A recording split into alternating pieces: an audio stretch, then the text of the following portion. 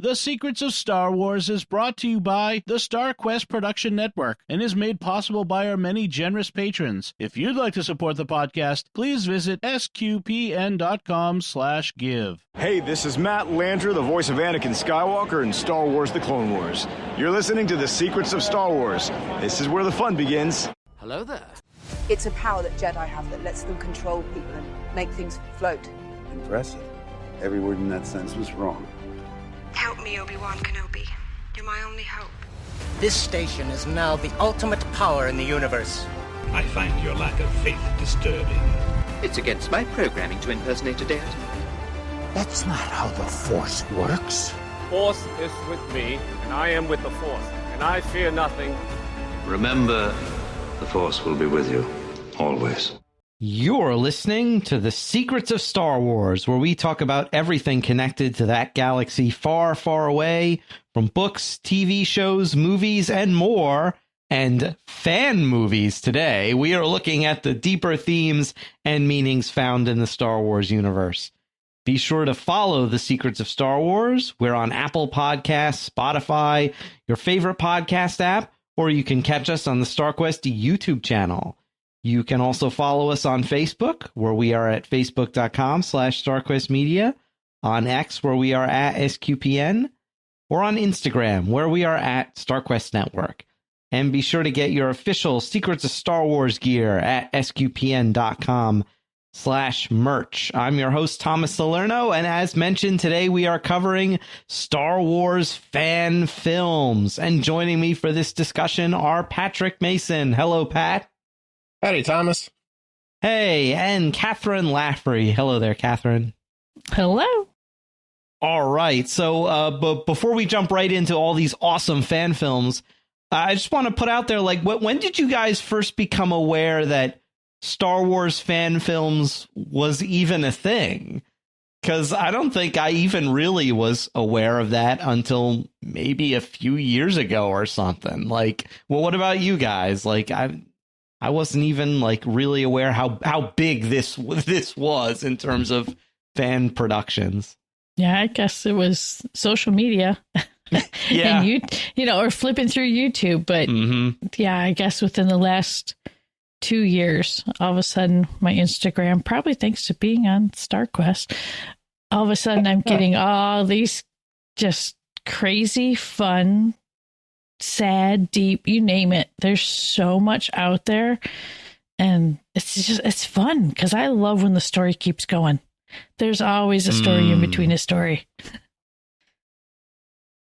Yeah, I think I would say I became aware of them sometime after Robot Chicken became a thing. I don't know if you remember that TV show. Yes, right. Yeah, and but they with did the stop Star motion Wars toys. One. They did so many. I even bought and I spent way too much money on it, but it's a DVD that's just all of those skits collected into one thing, and total runtime's like 15 minutes. Is it really? Yeah, like all of them just jam packed together.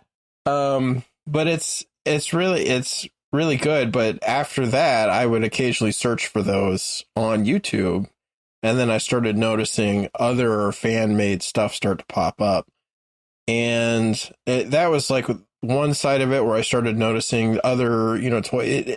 And it was hard with the Lego stuff because sometimes it was like, is this official? Is this not official? And then I started seeing the stuff that was related to groups I had encountered at conventions. So the 501st had some stuff on there for a while, or any of the live action stuff. Typically, you'll find people who are in the 501 who basically have all of the gear, right? And if you need stormtroopers, you just call those guys, and they'll stand around in your film for you, or do some action shots depending on who they are. And so that's how I became kind of aware of it. I didn't dive too deeply into the rabbit hole though, because there's just so much there, and it overwhelms me. Like, you really get into it, and there are some like 20 to 50 minute fan made live action independent film festival winning stuff out there. So wow. I kept all my stuff at like 5 minutes or less. Yeah. Yeah, I focused on short films. Yeah. Yeah, just a real short. Because we could do entire episodes on one of these fan-made films. Mm-hmm. So that's, and I do want to say it's kind of a kudos to Disney and Star Wars and Lucasfilm in general for not cracking down on this kind of stuff. Yeah. I've seen, property owners really go after people who were making fan-made works. Star Trek, Warhammer 40K, I guess. They went after their people hard about 3 years ago, and it was terrible. Like, there's so much good fan stuff being made, and it all just got wiped out within about a 2-month time frame. And it was all very, very sad to see, and I think it hurt the property, and I think all the Star Wars stuff does nothing but to make people love Star Wars. Yeah, exactly. I think they know that. Yeah. Yeah. I have been fooled by fan art before. Yeah. I once lost my mind with someone doing a fan art poster, and it was Heir to the Empire, and it had Benedict Cumberbatch's Thrawn. And I've seen that one. That would be the best. I'm like sending the picture to a bunch of people, and they're like, that's just fan art, right? And I'm like, oh, I'm sad now. Yeah. I like occasionally you'll find that people they'll make fan trailers for stuff they want to see, but they won't mark it as a fan trailer. It'll just be like Heir to the Empire fan trailer or Shadows of the Empire fan trailer, and I'm sitting there watching that, and I'm like, you are tearing my heart out right now because I know this is not a real project. Right? Yeah. Or now I'm wondering with AI. Like, we're going to start seeing a bunch of, like, AI-made short films using CGI or something like that. I'm sure it already exists, but... Yeah. Oh, yeah. Yeah. In fact, I've started to see, like, I don't know if they're just using, I don't know if it's using AI or just, like, a graphics engine, but, like these little, like, I haven't watched any of them, but these little short YouTube videos that are done, like, in the style of the Star Wars animated stuff, but are showing events that have not been covered in the animated stuff yet, like Thrawn meeting the Emperor and stuff like that, or just something. And I'm like, oh, like, are they just using like actual like computer graphics, or did they have a computer just spit this out? Like, like search, like they have an AI algorithm look at all of the stuff that's ever been done and then construct something. So I don't know. So that's going to be another annoying thing we're going to have to wade through, I think. To find the good stuff. But yeah. So I guess we can just go around and like, just share, a few of our favorites, like, right off the bat. So Kathryn, how about you? Which one do you have for us first? I think I gotta go with Darth Vader Lego and his pet AT-AT. That's such a cute short. I mean, I love that thing popped up on my Instagram. I was like, yes. It just makes me giggle. And I think it finally hit me now why I love anything Lego Star Wars. So first of all, Star Wars, love it. Okay. But the little Lego characters, to me, I think I just noticed they're the proportioned like little toddlers. Yes. And so it just makes everything so stinking adorable. So, yes. So this one we have Darth Vader and his little AT-AT brings him a ball, and then Darth Vader force throws it for him. And he brings it back, but of course, like most pets do, it decides to cause trouble. And it steals his lightsaber. And when it comes running back, chasing a stormtrooper, I laughed so hard because I had a dog that would pick up the biggest stick in the yard and run around after people with it. So it was the same thing. The stick would be dragging, leaving marks, or he'd turn a corner and snap off half of it on a tree or someone's leg. And then, watching, and then I'm going, I wish I had Darth Vader's ability to like force hold my dog in the air and be like, drop it. So yeah, it's just a joyful. Give me the ball. Joyful memory.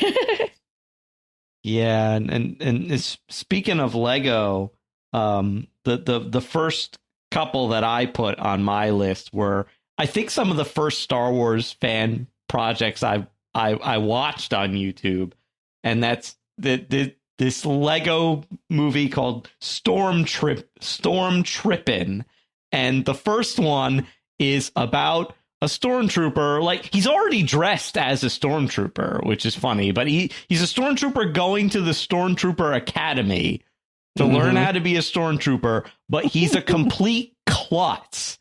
Everything he does goes horribly, horribly wrong, and he either hurts himself or an innocent bystander. And I love the little montage in the middle where it uses that song from that early SpongeBob episode. Like, you know, if you know the one you've heard, I think it's from the very first episode of SpongeBob, that, you know, like da da da da da da da, and it's like, meanwhile there's this montage of his teacher getting like hurt because of the bad luck this guy has. I think my favorite was when, for some reason, they had to look for dinosaur eggs or something. That was one of the tests. And as they're looking, this pterodactyl comes down, swoops down, picks up the stormtrooper officer, and flies off with him. That was so random and out of nowhere that it made me burst out laughing. And of course, like, he's going to, like, he flunks out. They invite him to the graduation ceremony, but instead of giving him a diploma, they just kick him out.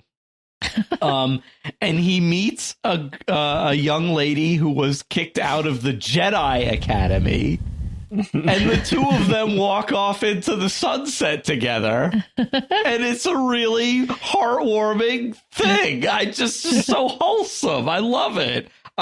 There's a sequel, which I'll talk about later, but I just love Storm Trippin'. Whenever I need a good laugh or I'm feeling down about something, I'll put that on, because it's guaranteed to get at least a chuckle out of me, if not leave me just, you know, in stitches. But yeah.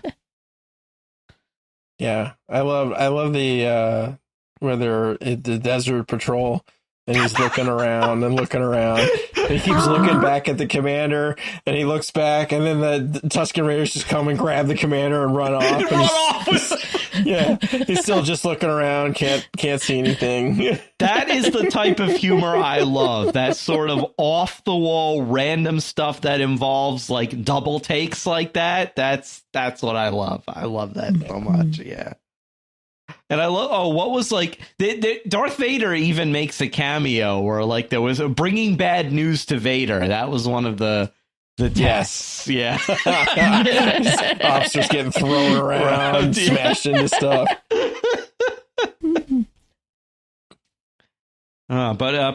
Pat, what's your first entry? I think the one I'll start with is the 212. And it is a computer animated, fairly recent, so very, very much in the style of the Clone Wars. And it is basically a set of Clone Wars troopers. But this is, if you were to take that scene or one of those scenes from the Gendy, can never say his name, Tartakovsky. Close enough, yeah. Tartakovsky, Tartakovsky. Yeah.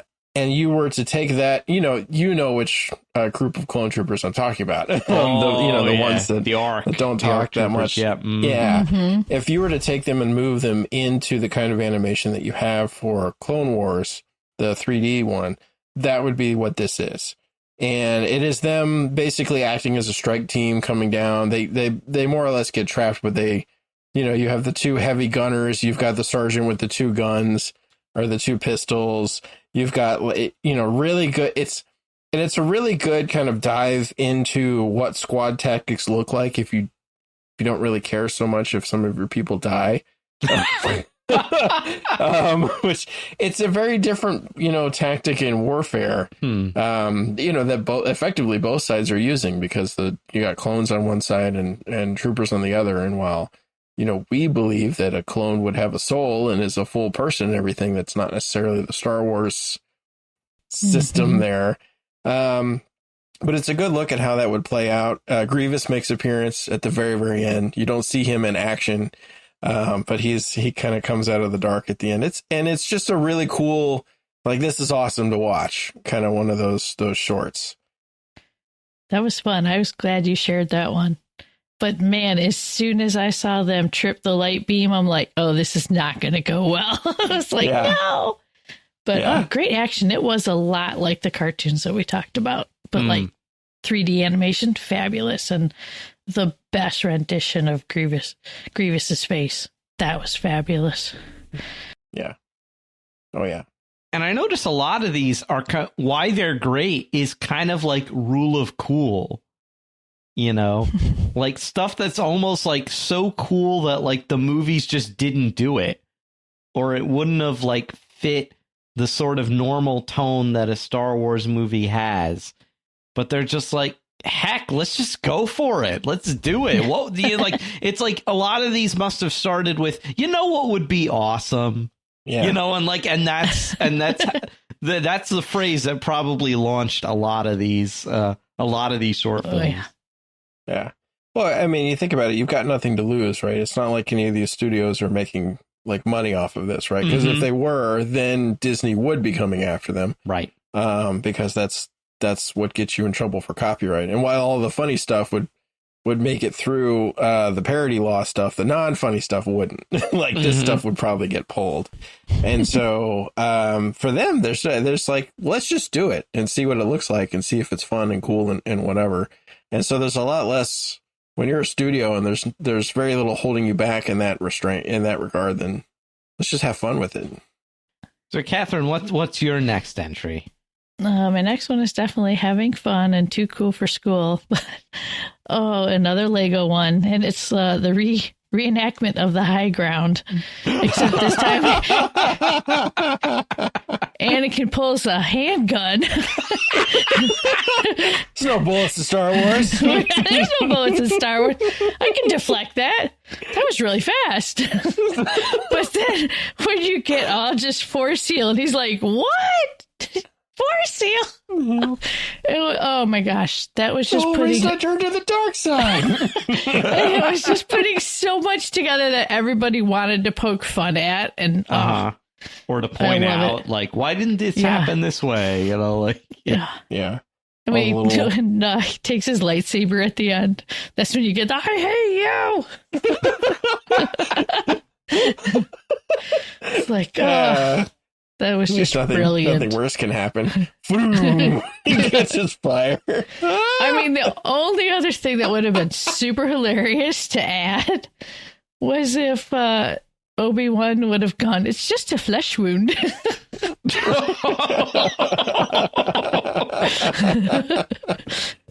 Throw a little Monty Python in there. Right, yeah, that would have been perfect. Yeah. I love that because it's such a short little film, but it says what we're all thinking in our heads a lot of the time. We're like, why didn't this happen? Or why didn't this happen?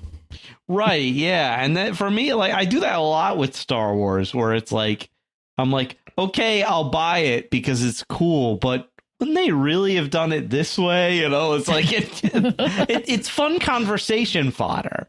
Like my brother and I have conversations like about that all the time, or I get about it when kind of like how you mentioned earlier, Pat, when like I see the way Star Wars does like small unit tactics stuff sometimes, or like battle situations. And I'm like, that's not how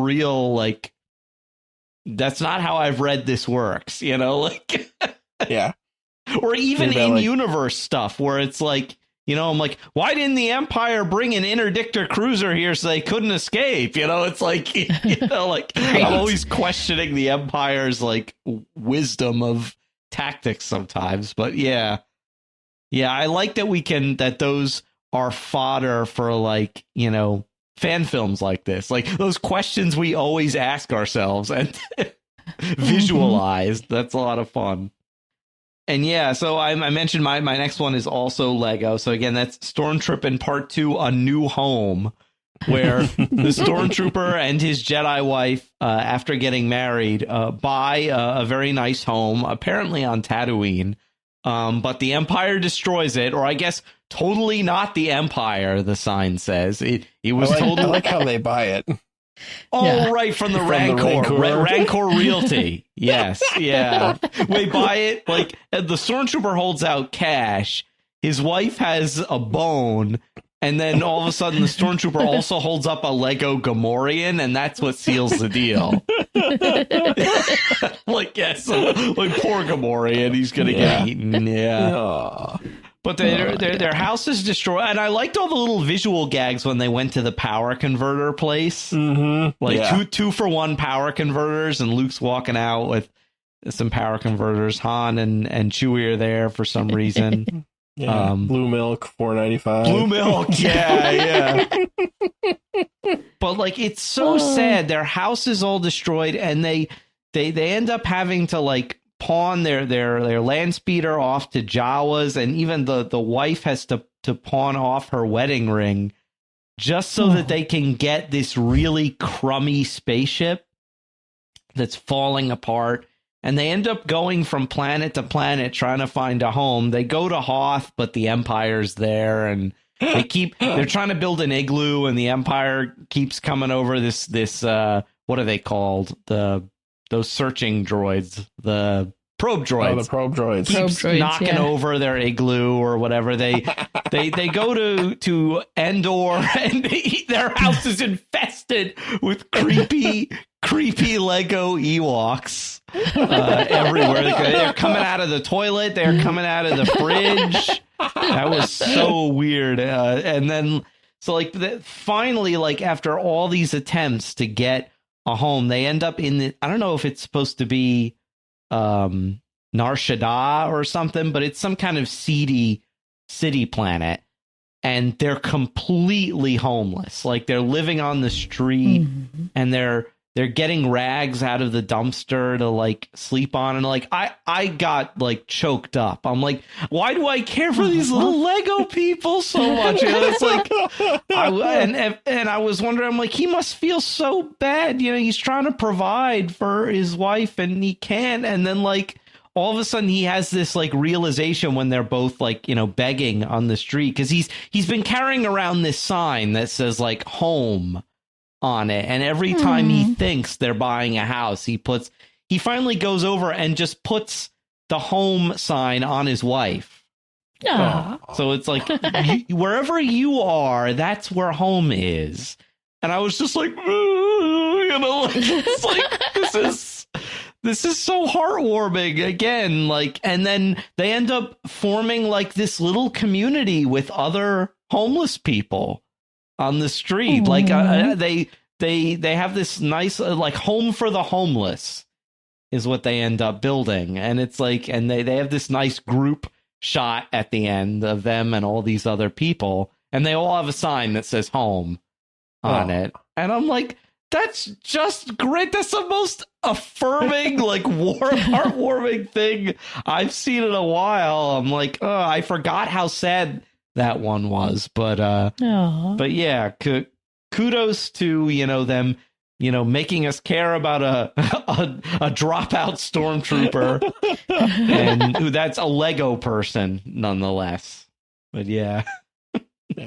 The opening of it with them dating was adorable. Wasn't it? Yeah. Oh my gosh. They're playing a little video game. Then they're sliding across some ice. They're fishing. Just so cute. Yeah. They go fishing. They do the thing where you take the picture and they get photobombed by 3PO and R2. He has that photo towards the end. He pulls out the photograph and looks at it. Yeah. Watching a Western. Where there's like a Biff alien in a cowboy hat, and he comes in, he starts bang, bang, bang. I'm like, this is great. So what about you, Pat? What's your next one? So the next one I'll bring up is by Saber Corp or Saber Core. I should probably say it by that because it's not Corp, it's Core. And they're a lightsaber dueling group basically, and they do a lot of stunts and action stuff, and they're fun to watch. And you can look up their stuff. They have training, like if you want to train on how to use your lightsaber, there's a bunch of training videos you can pull up and watch. And they've made some videos, and one of the shorter ones is called Premonition, and it's effectively and it's one of the ones that kind of like you want to know the backstory of what's going on, but it's focused primarily around the fight scene between the Jedi and the Sith. But you have a Jedi who has a little girl with her, and she's running and they must have shot this in like an abandoned warehouse somewhere, because it does not look CGI'd. It looks like a real background. And they running in this abandoned warehouse, and she hides the girl. And then she has a premonition of what's going to happen. She's being chased. There's a very Kylo Ren-ish kind of dark side character. They end up fighting, and in her premonition, she dies. And she sort of steels herself and goes forward with the fight. And then the duel, in my opinion, that's kind of the highlight of the film, is they're sort of showing off the different tactics you would have using a lightsaber. And he has sort of a real significantly long-handled lightsaber, enough that he can use it as sort of a baton at the same time. So instead of having a dual-bladed lightsaber, he's got a lightsaber on one side and just a staff that he can hit you. That it can block lightsabers, but it's not like Beskar. She eventually ends up breaking through it. But the premonition ends up playing out. She ends up getting stabbed. But then you find the little girl she was hiding has force powers, and she kind of stops the Sith, and they're able to take him out and get away. And so, like, it's a cool little vignette of, one of the many stories that would be going on after the fall of the temple and the hunting of the Jedi. Like, that's one of the things I always thought about from, watching Rebels, is the Inquisitor Corps appears to be very small, right? There's like 5 or 6 of them, and then you have Vader. And I've always thought to myself, like, that can't have been it.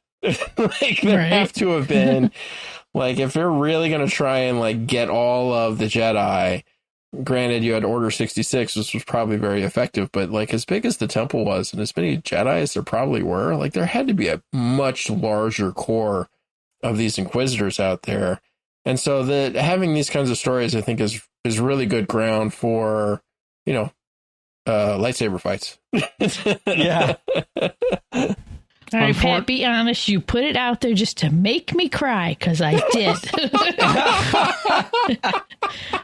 I could have sworn I heard the little girl saying, "Mom, don't leave me." And I'm like, "Oh, don't leave me. That's so sad." I had the tissue box and everything. So, yeah, the laughing crew ended up crying. Thanks. Yeah. Well, Thomas made us cry with the Legos. Yeah. Yes. Feel I had to hit back with something. Yeah, unfortunately, the only lightsaber I have is a display only one. Like, it lights up, but there's no way I could duel with it without breaking it. Yeah. I think we've got 3. What I will say, they're on the higher end of the toy side, but they're definitely fun to play with. Hit each other, or hit stuff with it, because they make specific noises when you hit another lightsaber with them. I had those when I was a little kid. Yeah. Do they still telescope out? Like, is that how they like? Some of them do. Okay. The ones we have do not. Oh, okay. They're just like all blade all the time, kind of a deal. But yeah. And I'm like the kid in the sequel movies. I've got my broom. I could play lightsaber anytime. Broom kid strikes back. Oh man, now that's a Star Wars fan film. You'd think that like, it was such a throwaway thing, but you think throwaway things in Star Wars usually do spawn fan films. So let us know, viewers, if there's Broom Kid fan film material, because like to see him do like some broom foo, you know, like that. Interesting.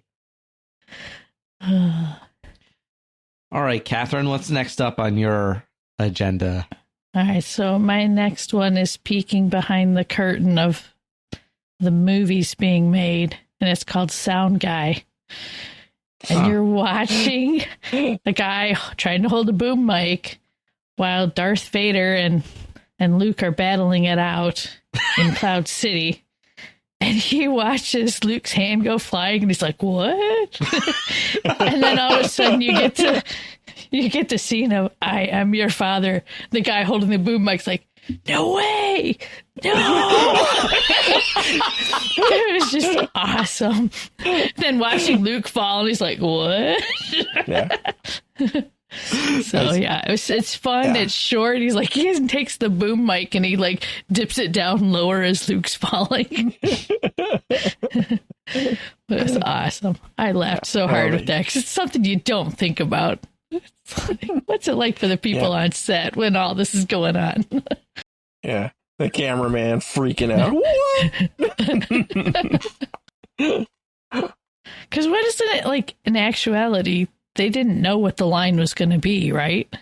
There was an alternate line I heard that was said so that it didn't leak. Like, I think Vader says something like on set that like Obi-Wan was your father or something like that. Yeah. Because like, you know, funny. James Earl Jones is recording all his lines later in an audio booth somewhere. So they don't have to say that on set. I don't think they did. I think on set he actually does say Obi-Wan. Yeah, was your father, or I killed your father, something like that. And they don't get the real thing until James Earl Jones. So the actor who played Vader, who portrayed Vader, his first experience of the actual line was in the movie theater. Wow. Yeah. And I've heard that for a lot of people, it was like just, you know, a kind of shocking moment. I can't imagine like seeing that, you know, without like, because today it's been parodied so often and it's such a cultural staple that, you know, it must be just one of the greatest movie twists of all time, you know. But I mean, this clip is on par with when you see parents showing their kids the movies for the first time. Yeah, I love those. And there's one that, I mean, this little girl loses it. She starts crying uncontrollably. I think I've seen that one. Yeah, because she just was in love with Anakin through the Clone Wars. Oh. And it was like, what? And she just starts bawling like, that can't happen, Daddy. And it hadn't seen Revenge of the Sith, I guess. Yeah, so... Yeah, he was just introducing his daughter to it, and then when she saw that, she's just like, no, just starts bawling. I'm like, oh, man, I got to make sure I watch how I show this to people. Right. Yeah. Yeah, so let me see. The one I'm speaking of lightsaber duels, I guess the next one I'll talk about is Star Wars Scene 38 Reimagined. And this was by the folks at Fix It in Post. And this is a reimagining using some of the original footage of the Obi-Wan Vader duel from A New Hope, which, as you know, the limitations of the time and what Alec Guinness could do was just like them sort of like, you know, going back and forth. You know, it's not very impressive compared to later lightsaber duels. But I also think it was also kind of by design because, you know, Lucas was trying to be like, you know, how sort of minimalist like Kurosawa's duels could be. Right. But still, today we expect the over-the-top lightsaber duel in Star Wars. And this basically gives us a Revenge of the Sith style lightsaber duel between Vader and Obi-Wan just in A New Hope. And they do some clever stuff with putting Alec Guinness's face over the stunt actor's body, and it doesn't always jive, but I can forgive it. It's fine. And I love how they do the music. I love how they rework some of the dialogue And you even have in the background, in like the final confrontation, audio from Revenge of the Sith, almost as if Vader and or Obi-Wan are remembering those lines, like, I hate you, and you were my brother, Anakin, and all that stuff. And it's like, yeah, it's just really intense. And they got really creative with some of the stuff that that they both do. And it's great to see Vader move for once, instead of being his kind of clunky self, to actually see him be pretty agile while in the Vader suit was pretty cool. And actually, one bit of dialogue that they added was lifted straight from Star Wars Rebels. It's when Vader says to Ahsoka, our long-awaited meeting has come at last. They put that at the beginning of this fight. But either way, I thought it was really great. It's a great tribute to A New Hope and also to Revenge of the Sith, actually, and just to that scene in general. It's neat to see, like if that movie were made today, that's what that scene kind of would have been like. Yeah. I don't know. I might have to edit that in the next time I watch A New Hope, because it made Obi-Wan stopping and putting his lightsaber up that much more powerful when he gets struck down. It was like, yes, that just drove it home. That was awesome. And I like how they give Vader that little bit of realization that Kenobi might not be gone completely. Oh, yeah.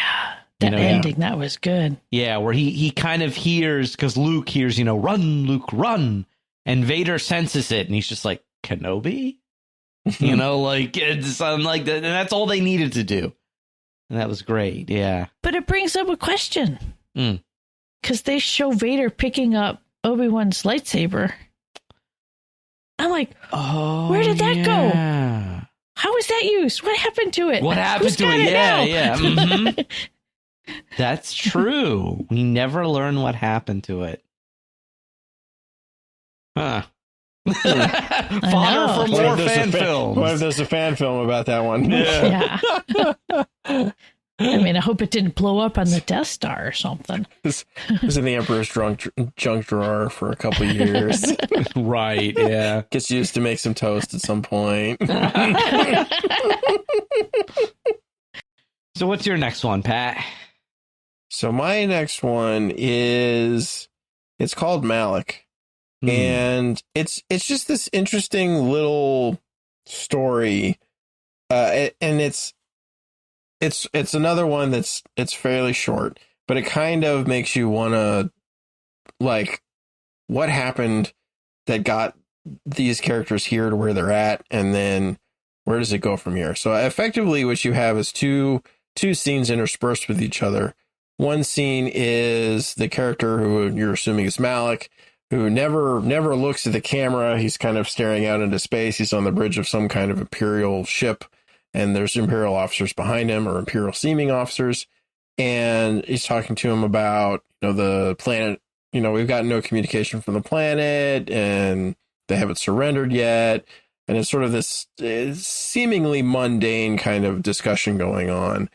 And interspersed with this is a fight between this character, who you can tell is the same character because his back looks the same, but you see his face, and it's kind of a normal looking guy who's got a red lightsaber, and he's fighting another guy who's got a mask and a hood, but you don't know who this guy is, but he's obviously better or higher ranked or higher in the order. And you can tell this is some kind of test, and it's Malik fighting in this test. And he kind of slowly gets taken apart by the Master Sith, or kind of taught or shown his place or something. And that's the part that really intrigues me. I'm like, what was this? Was this, because you get the feeling from the beginning of it that it's some kind of initiation, but by the end of it, you're kind of like, what was it really? Because by the end of it, he loses half of his face. And that's like the reveal you get in the back in the scene when he turns to talk to the officer. He's missing his lower half of his jaw. Right. And these are the characters from Knights of the Old Republic. I believe so, yeah. Yeah. Remember, Darth Malik in that game is like missing his lower jaw and just as this metal apparatus. Yeah. So this would be like an early, like how he lost his jaw, but before he gets the apparatus, kind of or the basics of the apparatus. And so it's a twist, but and the whole time they have like the Sith mantra playing in the background. And it's all very well pieced together. And they went way too detailed when he turned around and that jaw is missing. And I'm like, okay, but you can still see that there's like the back of his jaw is still there. Oof. And so he has just enough to make his cheek move just a little when he tries to talk. And I was just, and whatever that little voice box thing that they had. Oh my gosh. I was like, yeah, I'm not going to watch too much of this. That's the stuff of nightmares. Yeah. But I remember watching my brother play through because they've re-released KOTOR like a million times, and he was playing one of the recent re-releases, and when they reveal that in the game that he has no lower jaw, it's pretty gross, like even for the graphics back then, that they've updated a little bit. But I was like, okay, like it's like I just thought he had his like, I'm like, okay, I thought he was like maybe burned on the lower half of his face. I didn't know like it was all gone. I'm like, okay. I'm like, yeah, it's in the game too. It's a pretty effective shock moment. Yeah, it's pretty gruesome. And what I kind of want to, because I have not played through KOTOR, what I kind of want to know is this cutscenes that were put together and made to look like this? Or was this generated externally, or is it kind of a mishmash? It's like one of those scenes, like the fight scene, is that a cutscene from the game, or is that something that was made by the studio? So that one I kind of want to dig into a little bit, but it's a cool little vignette. Yeah, and I know there are lots of like huge like KOTOR experts out there, so listeners, if you know anything about the history of this, or if this scene has been adapted from the video game, let us know. Yeah, definitely. So what about you, Kathryn? What's your next one? Oh, next one, we got crossover into the world of art on this one. Yay! And it's, not really like a fan film, but I love doing origami, love Star Wars. And when somebody decides to film themselves making an X-Wing out of origami paper with Star Wars theme playing in the background, I'm like, yes! I probably would have made a whole pile of them today, but I was a little busy. So. And like the video gives you a sense of how it's done? Oh, start to finish, how to make it. Oh, neat. Oh, yeah, you can use it as an instruction video. So it's really cool. I used to always bring origami paper with me when I would substitute teach. And I loved when I'd walk into the school and you'd hear the kids go, origami sub is here. Yes. That's awesome. Yeah, you can make such cool stuff with origami. Like in the museum in New York City where I used to work, around Christmas time, they have a whole origami tree that they put up every year where all of the ornaments, every single one, is origami. So you've got like dinosaurs and sea creatures and all kinds of crazy stuff just covering. You could barely see the tree. There's so many origami ornaments on it. And that was always a cool thing. Yeah, I taught geometry for a couple years in a row, and I couldn't get away with not doing some arty thing in there. So I did. There was a little section in the book about making mobiles and about balance and stuff. So I gave them a stack of origami paper and some little bamboo skewers and thread and said, you're going to make some origami cranes and then balance these out. And I had, the kids loved it. They're all hanging from my ceiling. The principal walks in and she goes, I thought this was a math class. I'm like, it is a math class. I told them, take this square and fold it into a right triangle.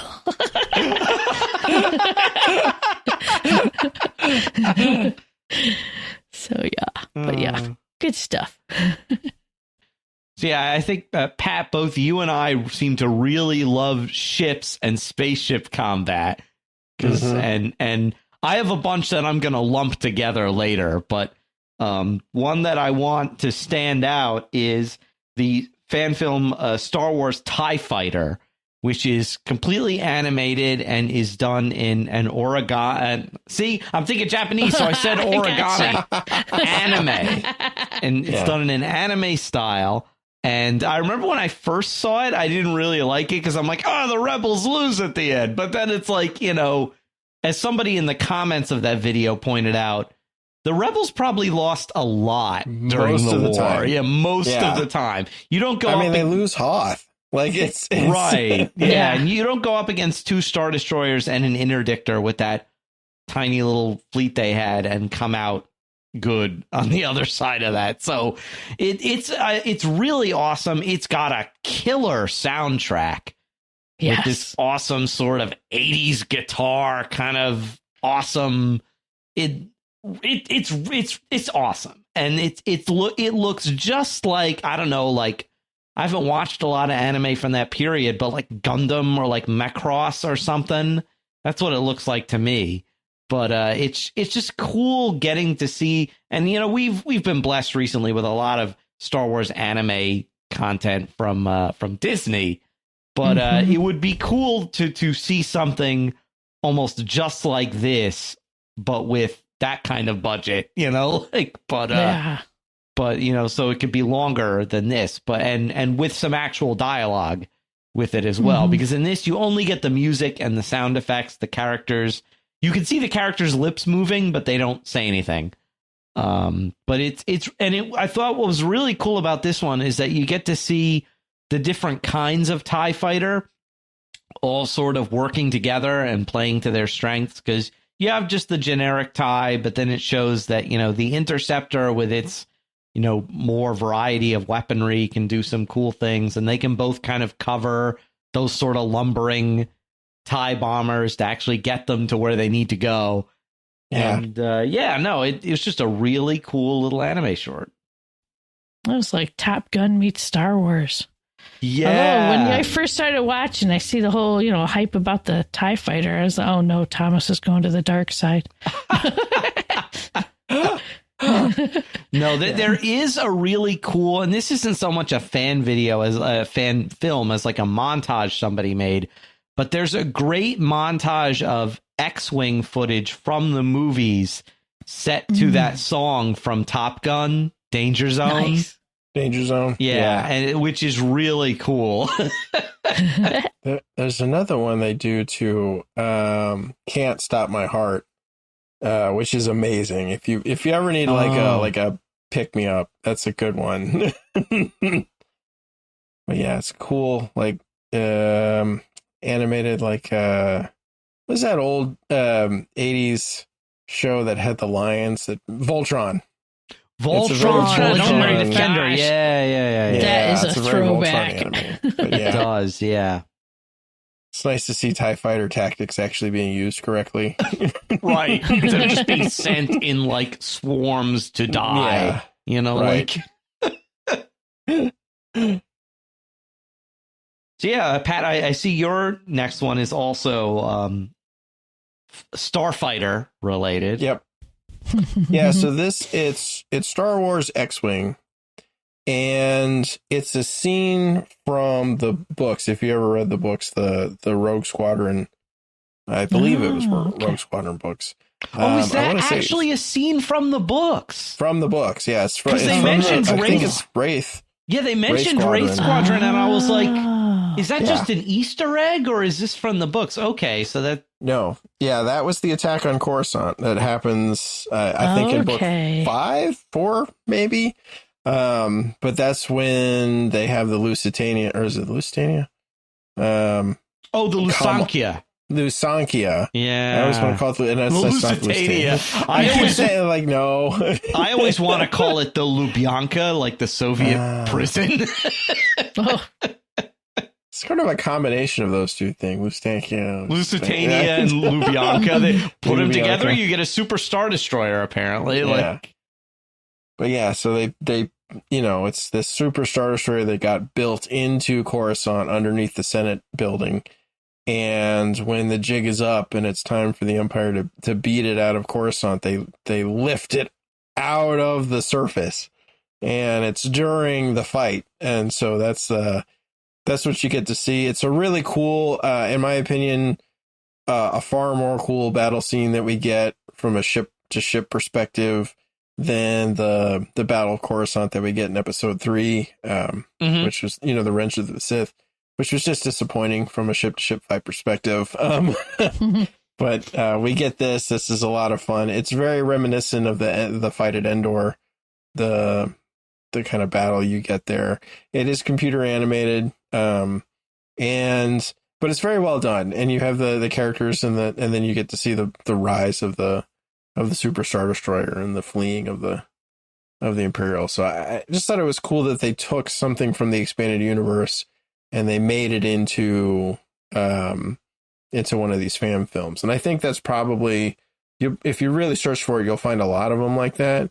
But this is just one of those rule of cool videos. Like, it's just awesome. Because, like, I could nitpick, but I'm sure it's from the book, about how, like, they jump to hyperspace in atmosphere when you can't do that in the gravity well. But even Disney has been defying that rule, so I can't complain. But yeah, it was the really coolest thing. It was Watching awesome. that ship come up from underground, I was like, okay, wait, what's this energy thing? When that came, I'm like, no way, this is awesome. And then when it took off and like all the rubble's just hanging there and was like, oh, that was awesome. That's the most number of ships you could possibly squeeze on the screen too. That was crazy. When they come through the clouds, I'm like, what? How are they going to get through all that? But this was not a video game. Mm-mm. No, it wasn't from the, at least not the original, and I don't think from the second one either, but not the original X-Wing video game. Wow. It'd be impossible to play anyway, all those ships. That'd be crazy. Oh, your console would just crash. Like, I don't know. Way too much information there. Yeah. Although, like, there was some cool stuff in that newish Squadrons video game. But I didn't like the way that was set up. I know they have to do this because it's a video game, but you have kind of a mixed squadron with different kinds of fighters, and I'm like, you wouldn't do that really, because you're then everybody has to slow down so that the Y-wing can keep up. Because the Y-wing is so slow. But anyway, I like that in the fan films they keep it where the squadrons are either all X-wings or all A-wings or all Y-wings, because that makes sense. You wouldn't do these silly alphabet squadrons where you put them all together. Like, it looks cool, but once you start to think about it, you're like, yeah, they're all going to die because they have to, or they're going to have to leave the Y-wing behind to get killed. So. Anyway, Kathryn, what's your next one? My next one is following along with this. We want to bring more legends to reality here. Yes. And so this is from, I think, Jar Jar Jargon. It's an anime film. That's a great name. I love the name, right? Jar Jar Jargon. Anime film of Heir to the Empire. It's like one episode of it. So brilliant.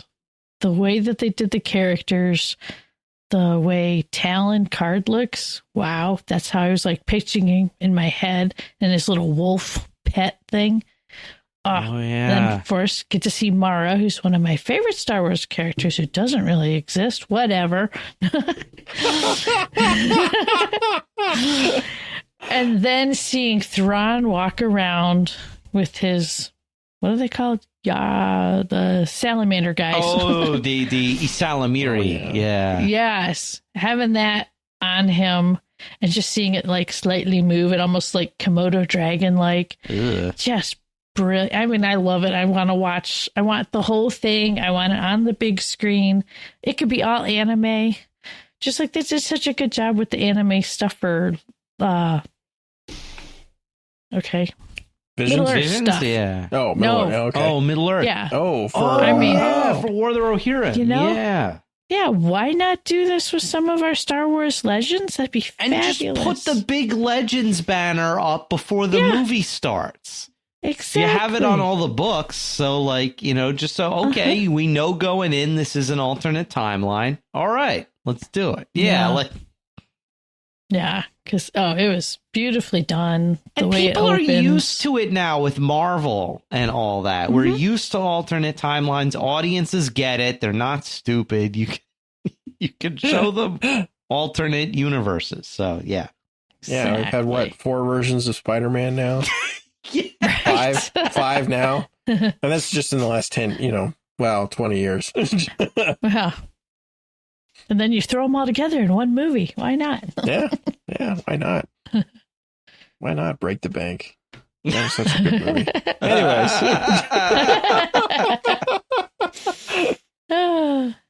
Yeah, so a bunch of mine that I have left are all by the YouTube channel Skyforge. And they have this series called Star Wars Remnant, which is, I gather, about the Imperial remnants still hold like some sectors on like the fringe of the galaxy. So this is all kind of after Endor, and like the New Republic doesn't really have much of a presence out here. But what there is kind of like,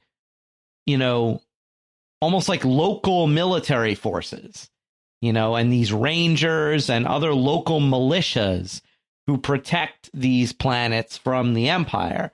And then I felt that Skyforge, with every video they come out, they get better. The CGI looks better, the camera work looks better, and the CGI people look better. And what they could do. It's almost that you can see with each iteration, there's this constant improvement. And that's what I like about seeing all these videos come out, is seeing the journey. Because like if you watch one of the earlier ones, like Flight of the Valiant, like the explosions aren't as great.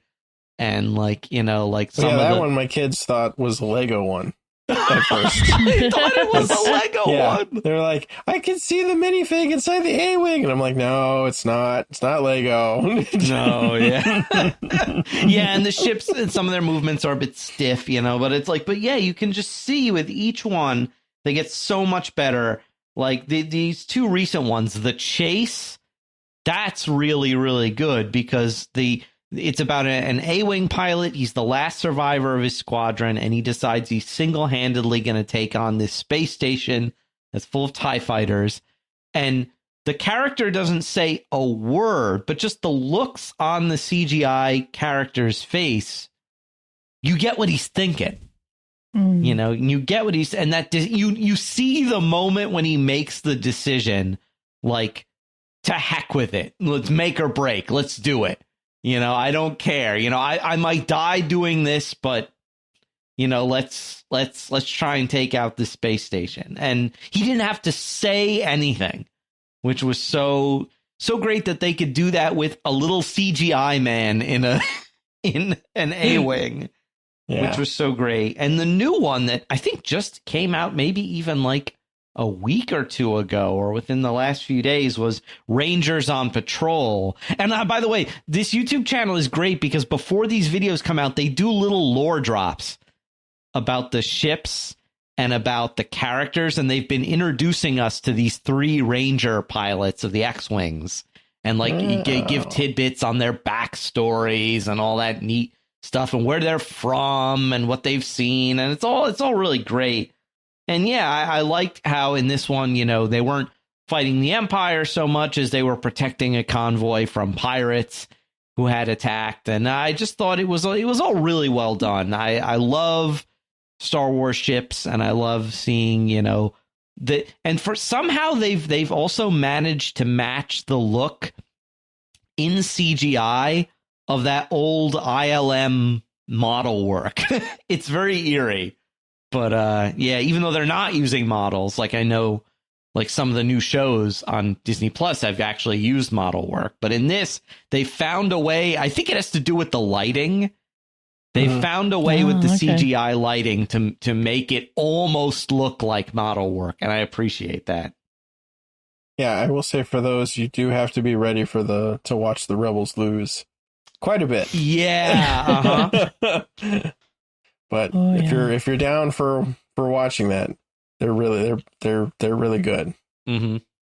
Yeah. So does anyone else have any others or any honorable mentions? Anything that we've missed? Well, I've got one that is the reason why I even wanted to do this show.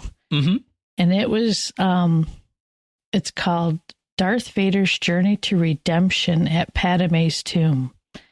Great watch for Lent. Definitely. You have Vader, and this seems like it's moments before Return of the Jedi, because he's trying to get to Padme's tomb. Like he just physically can't let himself go there because he hates himself and he won't forgive himself. But in the process, he talks to his younger self. He talks to his mother. He talks to, and when I say younger self, like the little Anakin, talks to Qui-Gon, talks to Obi-Wan, then talks to his Anakin self, who tells him, I'm still here because I'm the one who remembers. But the whole time he tries to keep fighting it, where it's like, I can't let myself remember. I got to hold on to the hate. And they keep, each time they're just breaking a little chink in the chain there and just letting him know it's like, no, you know, there's still good in you. There's hope and you can be forgiven, but you have to accept it. And that was the best line. I was like, forgiveness is not earned. You have to accept it. And I was like, because he keeps saying, I did so many things that were so bad. And, you know, finally saying, I'm the one who killed her. And it was just awesome. And then they end it with him like kneeling at her tomb. Oh. And is this CGI or live action? It's like a combination of live action and CGI. I have to say one thing about it is the only thing that gets annoying is for some reason they thought it would be more realistic to have the camera constantly panning in and out on the people's faces, but it's too often, too quickly. So if you kind of ignore that, you know, the Darth Vader that's in there seems like actual live action. And then just the tempo of his breathing goes with all the dialogue. And the great line is his older Anakin self says that I am the silence between the breaths. I was like, whoa, really cool. Yeah, okay. So I highly recommend people finding that one, watch it, and get a good redemption. And for me, it really helped after I realized that this is happening moments before he's going to sacrifice himself to save Luke and get, supposedly kill the Emperor. Wow. And I mean, like, that reminds me too of that scene where Luke turns himself in Return of the Jedi, and he's telling, Vader, there is still good in you, and Vader says, it sounds like he's trying to convince himself, but he's doing a bad job. He says, it's too late for me, son. And I always think to myself, keep telling yourself that, man. Like you don't believe it. The way he says it, he doesn't really believe that. He's so just parroting the line of the Emperor. Yeah. This short film brings weight to what you just said. It's just like, that's all in his head right now. Wow. Yeah, it reminds me, and I guess bringing it all the way back to Robot Chicken, it reminds me of those little ones where like he learns that Luke is his son, and he's like, I have a son, and he's like, I have a son, And I'm like, you gotta imagine like that would kind of be the reaction though, right? Like, because he's gone, he goes from like dead inside, I killed my wife, when I was trying to save her, it turned out I was the one, and I've got nothing to live for, to I have a child, I have a son. Like suddenly there's that spark of flame and hope. And I love the fact that in this video, the younger Anakin brings that up. You've got to do what's best for Luke, right? Mm-hmm. And you can see him struggle with that in Empire, because he's like, well, I'm not going to kill my son. Like, we're not going there. But I want him with me. And how do I reconcile that? And, Luke sort of rejects the first offer, which is come, we'll strike down the Emperor and rule by my side. And then what's the second offer? Save me. Because I'm getting fried right now. Right. Yeah. Wow. Yeah. I love that fan productions can do stuff like this, that they can go to these deep places that are just kind of hinted at in the movies and really give us some of that, deeper insights into these characters. Yeah.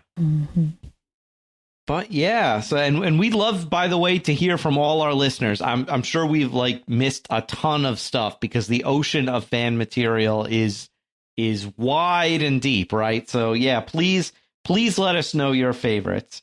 But before we go, we'd like to take a moment to thank our great patrons, including Kelly M, Chow N, CM, GNC, and Pete P. Their generous donations help us to create the Secrets of Star Wars and all of the shows here at StarQuest, and you can join them at sqpn.com/give. So again, we'd love to hear from you, our listeners. What are your favorite Star Wars fan films? You can let us know by sending us an email to starwars@sqpn.com. You can hit us up on our social media pages or leave us a comment on our channel on the StarQuest Discord community, which you can find at sqpn.com/discord. Until next time, Kathryn Laffrey, thank you for joining me and sharing the secrets of Star Wars. Thank you. I hope to see a lot of Star Wars origami on our Discord. That'd be awesome. Yes! Yeah. Yes! Let's make it happen. And Pat Mason, thank you as well. Oh, you're very welcome. Thanks for having me on. And I'm Thomas Salerno. Thank you for listening to The Secrets of Star Wars on StarQuest. Here's another show on the StarQuest Network you're sure to enjoy. PlayStation Portable. Find it wherever fine podcasts are found or at starquest.fm/PSP.